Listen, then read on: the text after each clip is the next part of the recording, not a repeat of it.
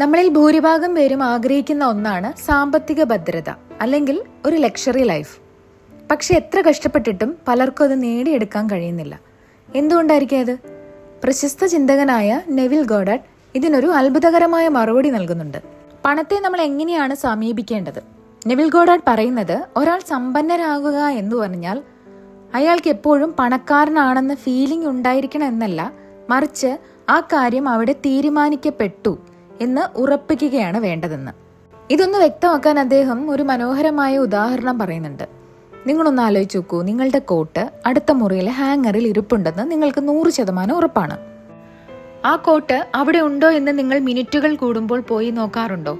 അതിന്റെ തുണിയിൽ തൊട്ടു നോക്കി അത് അവിടെ തന്നെ ഇരിപ്പുണ്ടെന്ന് ഉറപ്പ് വരുത്താറുണ്ടോ? ഒരിക്കലുമില്ല. കാരണം അത് അവിടെ ഉണ്ടെന്ന് നിങ്ങൾക്ക് തർക്കമില്ലാത്തൊരു സത്യമാണ്. ആവശ്യമുള്ളപ്പോൾ നിങ്ങൾ അങ്ങോട്ട് പോയി അതെടുത്ത് ധരിക്കുന്നു. ഇതുപോലെയാണ് സമ്പന്നതയും. നമ്മൾ ഒരു കാര്യം അസ്യൂം ചെയ്ത് കഴിഞ്ഞാൽ, അതായത് അത് നമ്മുടേതാണെന്ന് ഉറപ്പിച്ച് കഴിഞ്ഞാൽ പിന്നെ പണത്തെക്കുറിച്ച് ആകുലപ്പെടേണ്ട കാര്യമില്ല. പണത്തെക്കുറിച്ച് എപ്പോഴും ചിന്തിച്ചുകൊണ്ടിരിക്കുന്നതും അതെപ്പോൾ വരും, അത് തീരുമോ എന്ന് പേടിക്കുന്നതും യഥാർത്ഥത്തിൽ ഒരു ഇല്ലായ്മയുടെ ലക്ഷണമാണ്. സ്വന്തം വീട്ടിലിരിക്കുന്ന ആൾ താൻ വീട്ടിലാണോ എന്ന് ഉറപ്പിക്കാൻ ഇടയ്ക്കിടയ്ക്ക് വാതിൽ പോയി പരിശോധിക്കില്ലല്ലോ.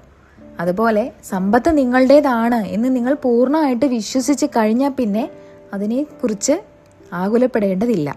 ഇവിടെ ഞാൻ പറയുന്നത് നിങ്ങളുടെ ഇപ്പോഴത്തെ സാഹചര്യത്തെ തള്ളിക്കളയാനല്ല, മറിച്ച് നിങ്ങളുടെ മനസ്സിന്റെ നിലപാട് മാറ്റാനാണ്. പണമില്ലാത്ത അവസ്ഥയിൽ നിന്ന് പണമുള്ള അവസ്ഥയിലേക്ക് നിങ്ങളുടെ ചിന്തകളെ മാറ്റുക.